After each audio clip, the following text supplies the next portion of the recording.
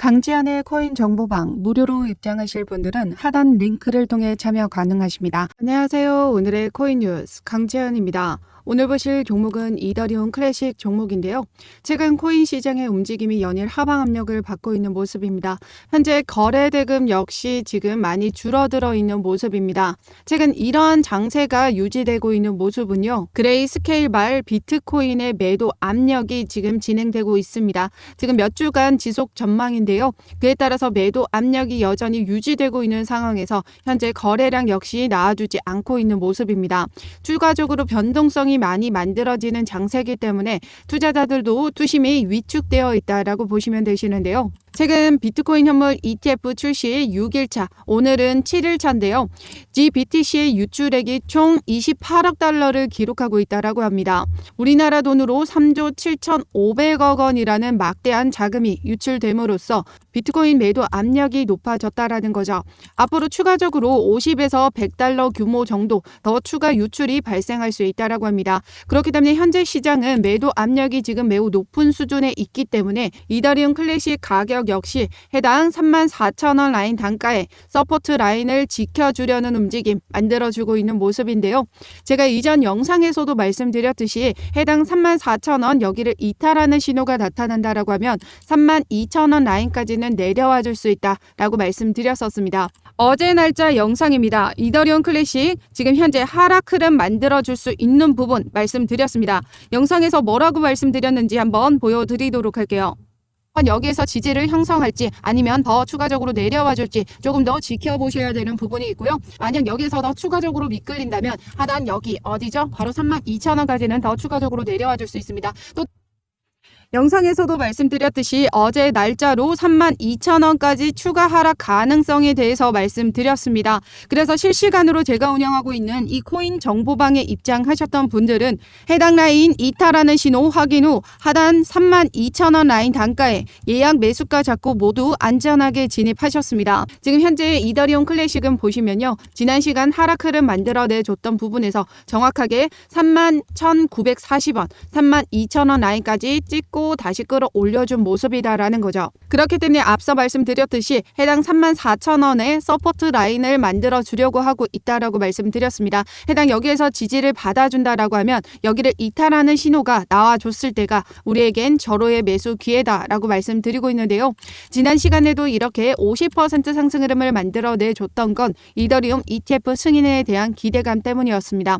여전히 이더리움 ETF에 대한 기대감을 가지고 있다라고 보고 있기 때문에 이런 저점 매수 기회가 오면 타이밍 잘 잡고 들어가셔야 된다라는 거죠. 32,000원까지 하락 흐름을 보여줄 때도 단 1시간 만에 복구를 해준 모습이기 때문에 이런 타이밍을 놓치시면 안 된다라는 거죠. 그래서 그만큼 실시간 매매 대응이 중요하다라고 말씀드리고 있고 잠자는 시간 빼고 실시간 차트 움직임과 분석을 통해서 여러분들에게 안전한 매수가 잡아드리고 있습니다.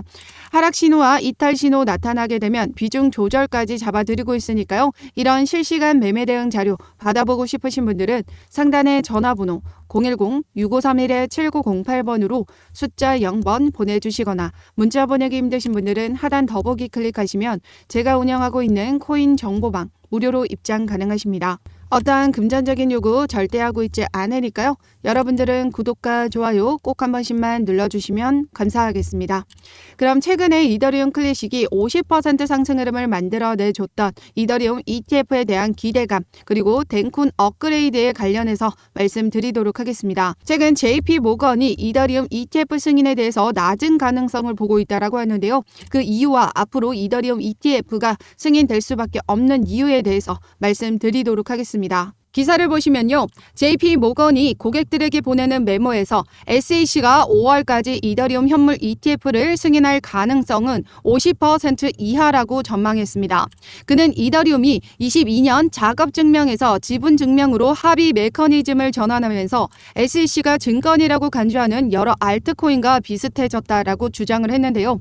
여기에서 22년도 작업증명에서 지분증명으로 전환하는 업그레이드는 바로 이 머지 업그레이드 트레이드였습니다. 비트코인 또한 작업 증명 방식으로 지금 채굴이 진행되죠. 그런데 JP 모건 말에 따르면 이더리움이 지금 지분 증명 방식으로 전환을 했기 때문에 기존의 다른 알트코인과 동일해졌다라고 주장을 하는 건데요. 그에 따라서 증권일 수 있다라는 겁니다. 그래서 최근에 이더리움 등 지분 증명 블록체인 스테이킹 서비스를 제공하는 이 암호화폐 거래소에 대한 SEC 소송이 진행 중이기 때문에 소송이 끝날 때까진 이더리움 현물 ETF 승인은 어려울 것으로 전망했는데요. 그가 말하는 소송이 바로 SEC가 최근 코인베이스를 상대로 제소한 미등록 거래소 운영 및 미등록 증권 판매 혐의였습니다. 그에 따른 지난 18일 날짜로 SEC와 코인베이스의 구두 변론이 진행됐었는데요. 해당 구두 변론을 통해서 판사는 소장에 명시된 토큰 발행사가 증권법을 위반했는지 여부를 물었고, 코인베이스 측은 해당 토큰들은 컴퓨터 코드로 구성이 되어 있으며 증권에 해당하지 않는다라고 반론을 했습니다. 하지만 SEC는 브리핑에서 하위 테스트의 법적 근거에 대한 반대 의견을 제시하지 않았다라고 하죠. 아울러 일부 아미쿠스 브리프는 코인베이스 측 사람입니다. SEC보다 더 훌륭하게 이 디파이나 스테이킹을 설명했다라고 밝혔습니다. 이후 판사의 의견들을 보시면요. 판사는 기존의 SEC의 증권법이 지나치게 강범위한 것이 우려스럽다. 이 경우 비니베이비 인형 등 수집품도 증권의 정의에 부합할 수 있다라고 말했으며, SEC가 문제 삼은 코인베이스의 스테이킹 서비스에 대해서는 SEC는 스테이킹이 미등록 증권 서비스 제공이라고 불만을 제기했지만 이는 가장 전통적인 투자와는 거리가 멀다라고 지적했다라고 합니다. 또한 1933년의 증권법은 90년 동안 잘 작동했지만 지금은 새로운 도구와 새로운 것들이 생겨났기 때문에 이 재검토가 필요하다라고 밝혔는데요. 게다가 미 정부에서도 현재 암호화폐를 바라보는 시각들이 이제 달라지고 있습니다. SEC가 무분별한 이 소송 때리기식 규제가 아닌 명확한 규제가 확립돼야 된다라는 소리가 지속적으로 커지고 있는데요. 최근 속보를 보시면 미 회계감사원이 SEC에게 디지털 자산 관련 3가지 개선 사항을 권고했습니다. SEC에게 22년도, 26년도 디지털 자산 담당 조직 관리 계획을 수립하라라고 경고를 했고요. 디지털 자산 시장에 대한 정책과 절차를 체계적으로 문서화할 필요가 있다라고 지적했습니다. 디지털 자산 등 혁신 기술에 대해 측정 가능한 성과 목표를 개발하는 것도 권고했습니다. 해당 권고안은 지난 12월 SEC에게 전달됐으나 이번 달 16일에 공개가 됐다라고 합니다. 즉 낡고 오래된 이 증권법이 아닌 새로운 화폐가 생긴 만큼 그에 걸맞는 정책이 필요하다라는 거죠. 더군다나 최근 친암호화폐 성향의 미 의원이 내년 하원 금융위원장이 될 수도 있다라는 전망이 나와줬습니다.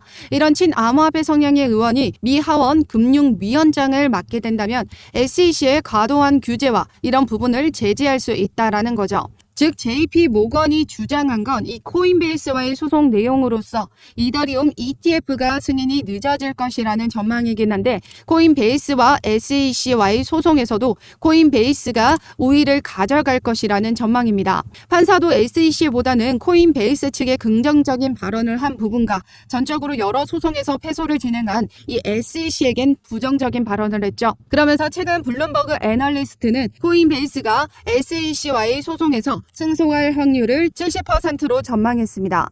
아직 코인베이스가 요청한 이 기각 관련된 최종 판결은 나와주지 않았지만 최소 2주에서 6주 정도 소요가 될 것으로 보고 있습니다. 즉 2월에서 3월 정도에는 결과가 나온다라는 뜻이고, 이더리움 ETF 승인이 5월 최종 기한이기 때문에 그 전에 코인베이스의 긍정적인 결과가 나와준다면 확실한 상승 모멘텀이 만들어지는 셈인 거죠. 그렇기 때문에 현재의 저점 매수 기회를 놓치지 마시라고 말씀드리고 있습니다. 앞서도 말씀드렸지만 34,000원에 서포트 라인 형성해 나가고 있는 모습이기 때문에 이런 이탈하는 신호가 나타나줬을 때 우리는 타이밍 잘 잡고 진입해 나가셔야 된다라는 거죠. 지금 현재 라인 단가도 나쁘지 않지만 여기서 더 미끄러질 수 있는 부분이 있기 때문에 우리는 안전하게 저가의 매수가 잡고 들어가시려면 그만큼 실시간 매매 대응이 중요하다라고 말씀드리고 있습니다. 저점 확인하는 방법은 실시간 분봉 차트와 거래 대금을 확인해 나가셔야 주셔야 되는데요.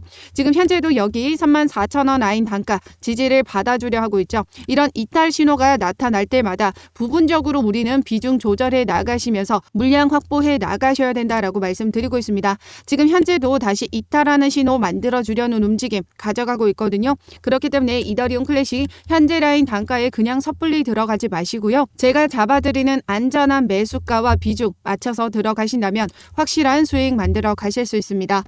상단의 전화번호 010-6531-7908번으로 숫자 0번 보내주시거나 문자 보내기 힘드신 분들은 하단 더보기 클릭하시면 제가 운영하고 있는 코인 정보방을 통해서 이더리움 클래식 실시간 매매 대응 자료 같이 공유 드리도록 하겠습니다.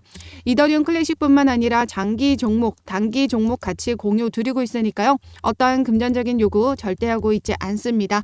여러분들은 구독과 좋아요 꼭 한 번씩만 눌러주시면 감사하겠습니다. 그러면 JP 모건이 이야기했던 ETF 승인의 가능성이 낮다라고 보고 있는데요. ETF가 승인될 수밖에 없는 이유에 대해서 말씀드리도록 하겠습니다. 최근 나와졌던 기사죠. 이더리움 ETF에 대한 승인 기대감으로 이더리움 클래식이 50% 상승 흐름을 만들어냈습니다. 기사를 통해서 보시면 많은 투자자들이 SEC의 비트코인 현물 ETF 승인 후 이더리움으로 지금 현재 전환을 했다라는 거예요. 그래서 비트코인에 대한 자금이 빠져나가면서 이더리움으로 자금 이동이 진행됐다. 그 다음 이야기가 바로 이더리움 ETF에 대한 기대감이다라는 거죠. 비트코인도 비트코인 현물 ETF에 대한 기대감일 때 더 많은 상승을 만들어냈습니다. 그렇기 때문에 이더리움 ETF에 대한 기대감으로 더 높은 상승률 가져갈 수 있다는 거죠. SEC는 5월부터 이더리움 현물 ETF 승인 여부를 결정할 예정인데요. 여기에는 블랙록, 인베스코, 아크 및 바네크가 승인을 대기 중이고 그레이스케일은 기존의 이더리움 신탁을 ETF로 전환하는 방안을 추진 중입니다. 여기에 가장 중요한 부분은 바로 이 단락인데요. 블랙록은 세계 최대 자산 운용사죠. 일경을 움직여주는 최대 자산을 운용하는 운용사이기 때문에 이 블랙록이 지금 현재 인터뷰를 통해서 이더리움 ETF에 올인을 하고 있다라고 했습니다. 블랙록은 지난해 11월에 이미 이더리움 현물 ETF 발행 신청을 했고요. 앞서 말씀드렸던 코인베이스와의 소송 관련해서도 모두 해소가 되고 나면 이더리움도 결국 승인이 될 수밖에 없을 겁니다. 즉 비트코인 현물 ETF를 승인할 수밖에 없었던 현실이 이더리움에도 적용될 가능성이 높다라는 거죠. 결국 이더리움 ETF도 승인될 가능성이 매우 높게 보고 있고요. 여기에 주목할 부분은 바로 이 블랙록이 이더리움 ETF에 모두 올인하고 있다라는 부분인 겁니다. 그동안의 블랙록의 전적을 보시면요. 577전, 576승입니다. 단 한 건의 사례를 빼고는 모두 ETF 승인을 이뤄냈다라는 거고 비트코인도 말이 많았지만 결국 승인이 됐죠. 그만큼 강력한 이 블랙록이 지금 지지를 하고 있는 부분이 이더리움 ETF이기 때문에 이 ETF는 무조건적으로 승인될 수밖에 없을 겁니다. 법조계와 미 정부에서도 암호화폐를 바라보는 시각이 이제 긍정적으로 계속해서 바뀌어가고 있는 추세입니다. 그렇기 때문에 이더리움 ETF는 승인될 수밖에 없는 부분이다라는 거고 이제 5월 그 결정 기한 그 전까지 이더리움 클래식은 더 높은 상승률을 가져갈 수 있다라는 거죠. 비트코인 또한 기대감으로 더 높이 올라와 줬기 때문에 이더리움 또한 그런 움직임 가져갈 수 있습니다. 지난 시간 비트코인 현물 ETF에 대한 기대감으로 비트코인 캐시는 이렇게 220%라는 상승 흐름을 만들어냈죠. 비트코인 캐시 또한 비트코인의 하드포크로 탄생한 종목으로 이렇게 수혜를 받았다라는 겁니다. 이더리움 클래식 또한 이더리움의 하드포크된 종목으로서 이더리움 ETF가 승인된다면 지난번 비트코인 캐시처럼 같은 수혜를 받고 상승 랠리를 보여줄 수 있다라는 거죠.